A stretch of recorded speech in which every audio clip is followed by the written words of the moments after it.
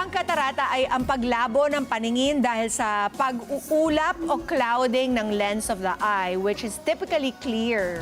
Bagamat ito ay madalas mangyari sa mga matatanda, pwede rin po itong mangyari sa mga younger people. Kaya ang tanong, ano ba ang ibang pwede pang maging sanhi ng katarata bukod sa pagtanda? At ano ba ang solusyon sa pagkakaroon ng cataract? Yan po ang mga sagot na, ayan po yung mga lilinawin natin, di ba? Kasama po ang ating bisitang ophthalmologist na si Doc Jimmy Perez de Tagle. Good morning. Good morning, Emma. Welcome to Kada Umaga, Doc Jimmy. Yung katarata po, we know it as like this white film that clouds our eye kapag, As we progress in age.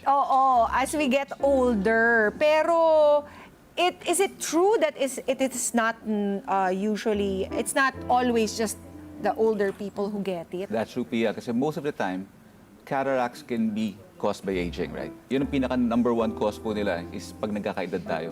Pero marami pa po ibang causes ng cataract. Like for example, trauma. Nasuntok po o natamaan ng bola. And then other causes could be metabolic, like diabetes. Diabetes can progress or make your cataracts grow faster. Okay. At iba pa hong kondisyon, like sa ating mga pasyente na merong hika or merong arthritis, pwede po silang steroid-induced cataracts. Doc, ito ba yung biglaan na lang na... Cataracts per se, unless traumatic or natamaan, hindi siya bigla. Progressive siya. Kumbaga, slowly, it starts to mature. As in, talagang una muna hindi halata, and then namumuti na. Yung nakikita nyo parang perlas. Oo. Yun po yun. What should they do? Will there automatically be hindrance to your vision, Doc Jimmy? Meron ba agad paglabo ng mata kapag may nakita na tayong film? Well, when cataract starts, it starts as a parang panguulap muna, paglalabo, at medyo glare or yung silaw. Tapos yung mga vision mo, when you look at a bright light, medyo sabog po yung ating tingin sa ilaw. Okay. But it does not start that way. Yun ang unang symptoms muna. And then later on, as it progresses, lalong lumalabo, lalo kayo nahihirapan tumingin. Tapos yung color perception, yung dating matingkad na pulang-pula, ngayon parang off na yung color. Like white may appear yellowish. Hindi na po siya white na white. Nag-iiba na po yung color sensitivity. So these are the symptoms? Yes, at first. And then later on, it gets blurry, hanggang sa talagang hindi ka na halos makakita. Di ba, Doc Jimmy, sabi niyo, unti-unti siyang mararamdaman. Meron bang paraan para hindi mapunta doon sa pagkalabo na talaga sa cataract? Well, there's really no, kasi as I said earlier, no, it's aging dependent. So ibig sabihin po yan, talaga pong aabot tayo sa punto na yon eventually. You can minimize the progression by, for example, UV can increase the rate of progression ng cataract. So mag-UV protection po kayo when you're outdoors. And then good diabetes control para po yung blood sugar natin hindi sobrang taas, and it won't add to the progression of fast cataracts. Like we've had patients 45 years old pa lang. Sobrang kapal na ng cataract dahil sa diabetes, or 45 years old pa lang pero nagsi-steroid puffs. Nagkakaroon din ng early cataracts. Steroid puffs for allergies. For asthma. Yeah, you can also develop that. Tapos, Doc, why is it that parang when one eye gets it, parang nahahawa yung other side? True, pero cataracts per se are not contagious. Hindi po sila nakakahawa. But syempre, when you age, your entire body ages. So it's not just one side. So eventually, nauna lang yung isa, pero magsusunod po yung kabila because it's still part of your own body. Okay. And in people who are younger, they could occur at the same time in both eyes or no? No. Ganun talaga siya. One muna, tapos Pwedeng the other both, one pero follows. sometimes it progresses faster in one, but they can occur both eyes. Okay. They can Doc, occur in both eyes. Di ba sabi niyo, meron sa mga kabataan, sa trauma, dahil sa Yes, trauma cause. So, syempre, bata pa sila, parang ang hirap naman na ma-blind na sila agad at a younger age. Di ba meron na tayong mga laser ngayon? So, nakakatulong ba yun? Meron bang ganun na treatment for this? Well, there is really no laser treatment that will alleviate cataracts. Pero laser treatment is used for mga refractive, like grades na mata mo na ayaw mo na magsalamin. Correct. Then you can undergo laser. But laser per se for cataract surgery, it's not that kind of laser. There's laser-assisted cataract surgery, but it's still a cataract surgery per se. Yun talaga siya. Cataract surgery pa rin siya. So, when should they start treating the problem, Doc Jimmy? As soon as their vision gets different? Yeah, of course. As soon as they see a cloudy film? Kailan? It's not necessarily naman na once you develop cataracts, surgery kagad. I mean, Okay. there's early stages of cataract na hindi po kailangan operahan kagad. Pwede po mag-intay, hindi naman po madalian. But if it's a traumatic cataract in a young individual, iba pong usapan niya. Medyo mabilis po kasi mag-progress yun. Okay. Yun lang po. Okay. So, ano po yung mga different treatments Well- that initially someone can do prior to a surgery? Surgery. Medyo nakakatakot rin True, din kasi to but get there's surgery. there's eye drops to maybe delay it a little bit, but it's still at the end of the line, you still have to undergo surgery. Ayun. Yun po talaga. So kahit konti pa lang, pwede nang pong patanggal. It really depends. If it's the kind of cataract po na nakaka-apekto sa day-to-day activity mo or day-to-day living mo, nahihirapan ka na mag-drive, kahit manipis pala yung cataract mo. Some people kasi, when they have oncoming traffic na headlight, nahihirapan silang tumingin sa nahihirapan silang mag-drive. So if it affects your day-to-day activity, then probably it's time to undergo the surgery. Yeah. And also to prevent it from getting worse. It will get worse eventually, so might as well have it done early. Oo.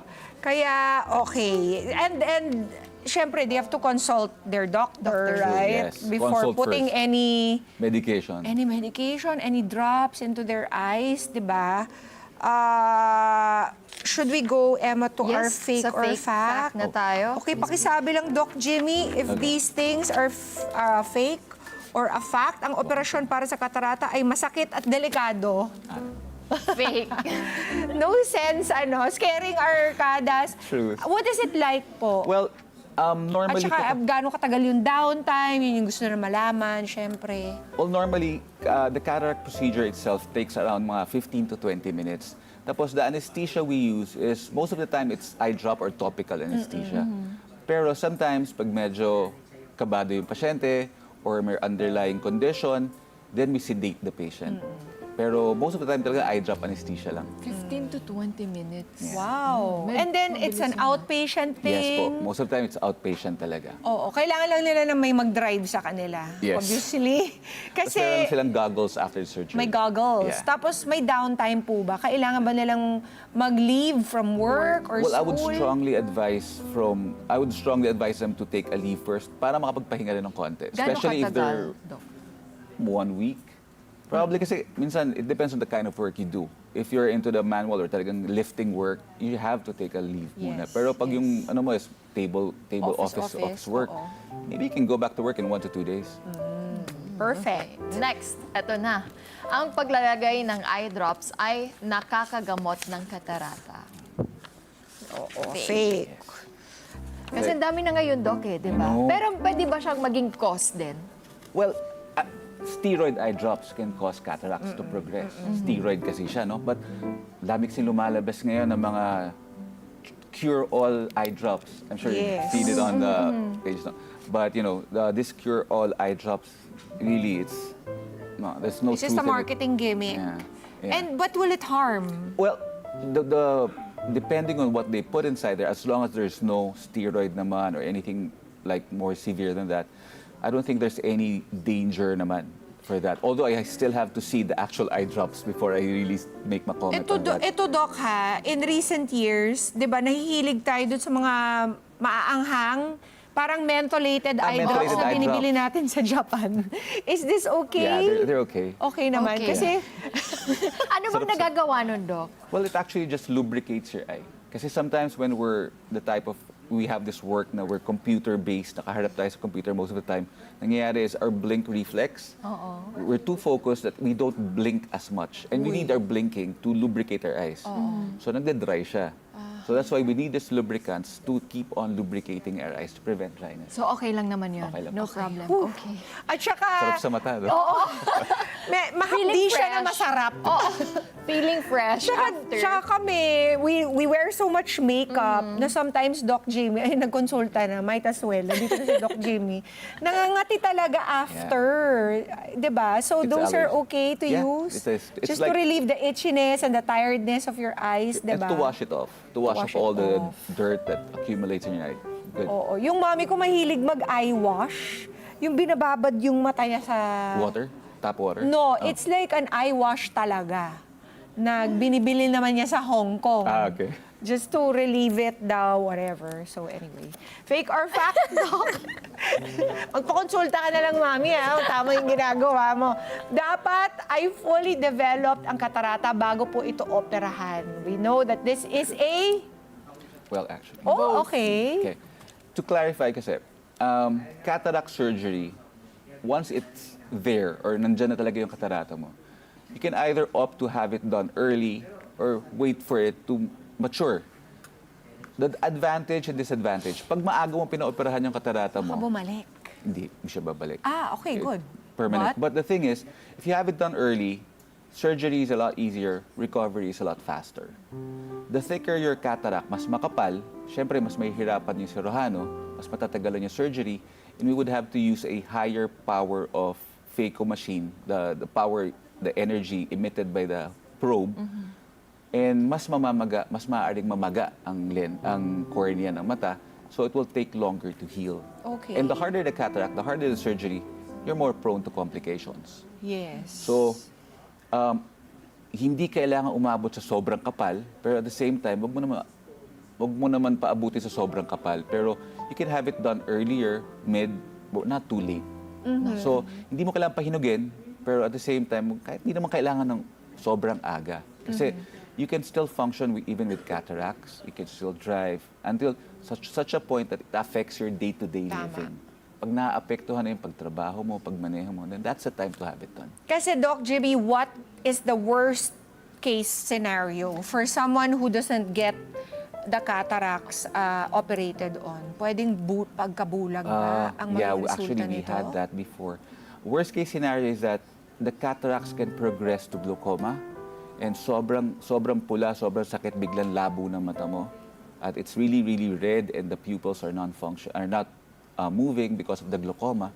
And you have to operate it right away. Kasi talagang pag napabayaan mo ang glaucoma, pwede ka mabulag. Bulag na. Yes, and being blind is one of the hardest things in the world, lalo na kapag ito ay, 'di ba, in midlife.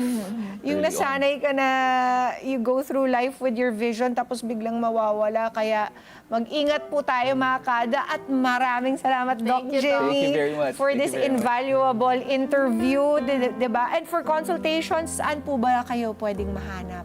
The IMD at Katipunan, it's right across from Ateneo po. Thank you, You're Doc. welcome. Thank you. Doc, may isa Thanks, pa ako, Doc. last na lang, sige. bago ko banggitin tong extra natin. Kasi di ba mahilig din maglagay ng mga contact lens. Pwede bang trigger yun? Well, it won't cause cataracts, but contact lenses are a foreign body that you put in your eye. So, as long as you don't wear it for too long, lubricate your eyes, and don't sleep with your contact lenses on, okay lang naman. Yun. Okay, so talagang depende siya sa lifestyle. How about lash extensions? Wow! No, lash glue. extensions. Diba? I've seen a lot of those going to the eye. Oo. And that's pretty irritating to the eye talaga. Oo. Kasi it's a foreign body eh. Yes. So yun, medyo madami ako nakita mga abrasions caused by eyelash. And I know na kapag nagkaroon na ng parang tama yung mata natin, they don't heal anymore. They may Tama ba? develop into scars, pero as long as hindi po siya sa pupillary area or sa pupil area mo, hindi naman makaka-affect sa vision. Oh, naku. Pero yung ang lash ginagawa natin- extensions, nakaka-cause pa siya ng obstruction ng glands natin that secrete oil. Correct. Pwede ka magkaroon ng kolite if enough have been obstructed. That has happened to my sister-in-law. It took like 2 operations to take out. Kaya, O pwede yung another segment. Oo nga. Naisip ko lang, di ba yung lahat ng mga ginagawa natin sa mukha natin, Meron How pala talaga harmful siya. can it Oo, be, di ba? boss. Kaya, Next time, Doc, thanks talaga for that, ma-invite Doc ka. Jimmy.